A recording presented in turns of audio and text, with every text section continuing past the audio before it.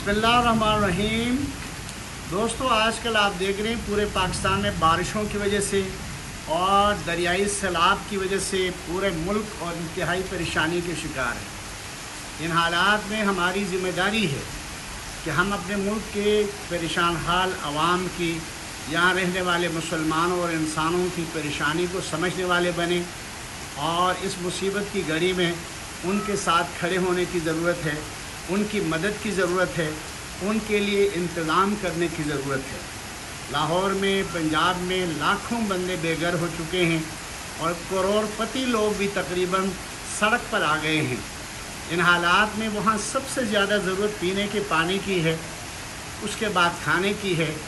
इन इलाक़ों में जहाँ उनको बसाया गया है उन तक अपने जो ना इमदाद को पहुँचाने के लिए कोशिश करना, यह हमारे मजहबी और दीनी और कौमी ज़िम्मेदारी है। अगर हम ये करेंगे तो अल्लाह ताला राज़ी भी हो जाएगा, हमारी भी मग़फ़िरत होगी और हमारे मुल्क के वालों के साथ हमदर्दी भी होगी।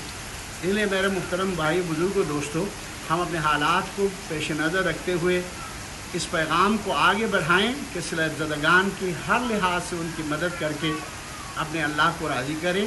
अल्लाह ताला हमें इसकी समझ अता फरमाए।